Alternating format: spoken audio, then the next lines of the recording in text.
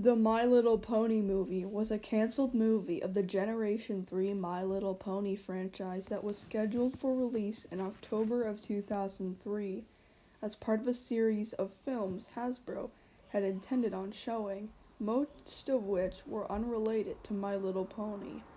It would then move to TV screens over the holiday break, whether Christmas or Thanksgiving is unknown, and then be released on home video in the spring of 2004. 1,000 to 1,500 movies at 8 to 12 weeks per movie were planned. Unfortunately, this appeared to be too big a challenge for Hasbro and the movie was cancelled, but it had been advertised on Generation 3 MLP packaging and Hasbro's MLP website up until its cancellation.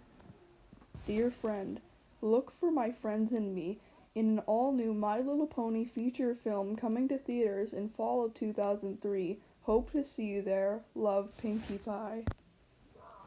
October 2003, the 85-minute My Little Pony feature will begin its unique airing on Saturday and Sunday mornings as well as weekday mornings during the holiday break.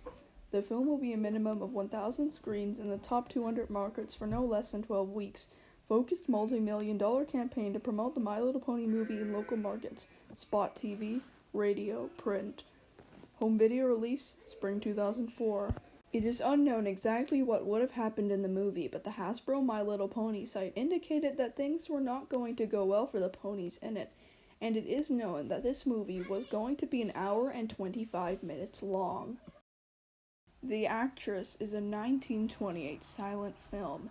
This film was directed by Sidney Franklin and starred Norma Shearer, Owen Moore, and Gwen Lee.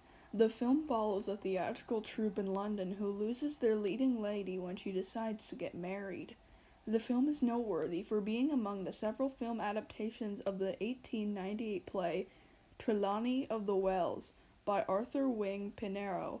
The play first premiered on Broadway in 1898, and it was adapted for film in England of the same name by Cecil Hepworth in 1916.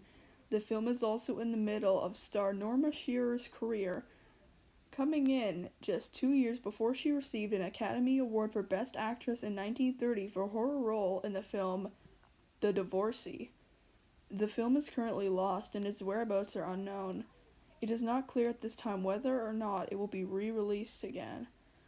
Interestingly enough, an advertisement for the film appears in the background of the bus scene in the Buster Keaton film The Cameraman. Crowfoot is a 1995 American thriller TV movie that aired on CBS on June 7, 1995, and was directed by James Whitmore, Jr. The film starred actors such as Jim Davison, Cy Chin, Kate Hodge, and Bruce Locke. According to a few sources, the TV movie was also meant to be a pilot for a TV show that was never materialized. The film's plot involved a half-Native American detective named Nick Crowfoot, who falls in love with the ghost of a murder victim named Rachel Stoltz, as he resolves to find her murderer and cope with her death. Possibly due to the film's obscurity, it has never been rebroadcast on TV for years, and it was never released on any home media format in the United States, and little other information on the film, aside from the cast and crew and plot synopsis, is known. The film gained some notoriety when popular online reviewer Alison Pregler reviewed the film in 2012 for her old web series Obscurus Lupa Presents, using a DVD from a converted PAL UK VHS tape of the film that she got back from fellow British movie reviewer Matthew Bruck, also known as Film Brain, at MagFest. In spite of this, she hasn't made the whole film available to watch online. As of the writing of this article, the only footage of the film that is known to exist online is Alison Pregler's review and a short clip from the film. In 2012, American rapper Kanye West was planning to release a compilation album featuring artists signed to his Good Music label. This album, later revealed to be titled Cruel Summer, was also slated to have an accompanying film of the same name. It was filmed exclusively in Doha, Qatar, and featured Kid Cudi and Qatari actress Sarah A. in starring roles, with the rest of the Good Music family appearing in unknown supporting roles. The movie was stated by West to be a 7-screen experience, with screens arranged to surround the audience in the movie's atmosphere. This unconventional screening style was displayed at the 2012 Cannes Film Festival, taking place inside a massive pyramid-like tent. In the film, Kid Cudi plays a car thief who falls in love with a blind Arabian princess.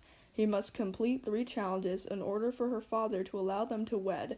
The movie is said to have been loosely based on Arabian folk tales.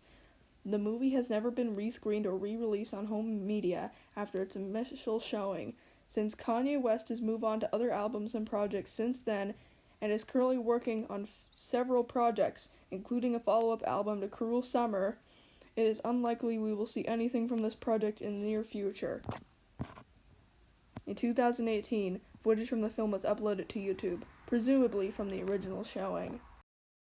In 1996, Universal released the first Tales from the Crypt movie in what was intended to be a trilogy.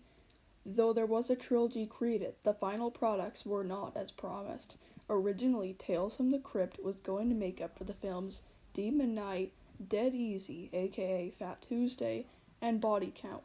However, the final trilogy was made up of Demon Knight, Bordello of Blood, and Ritual, which wasn't released as a film for years.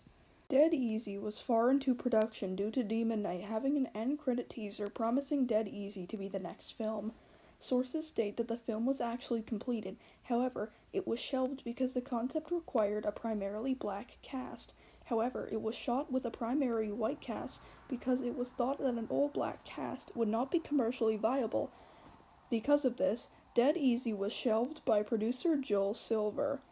There's no script release for either of the Lost Tales movies, but it could be possible that either film was reworked into another film, just as Ritual was released as a standalone film before being re-released with a Crypt Keeper introduction. And as it was later revealed, movies such as From Dusk Till Dawn and The Frighteners were written with the intention of being released as a Tales from the Crypt film.